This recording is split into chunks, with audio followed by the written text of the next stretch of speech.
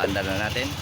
Hintayin na lang natin na mawala yung bubble sa coolant at ibabalik na natin yung mga kaha. Pero bago natin na ibalik yung kaha, lilinisan muna natin. Okay, na kabit na natin yung mga play rings at okay na siya. Testing na ulit. Sige. Nakarekta. Okay na. Yan. Nareglado na.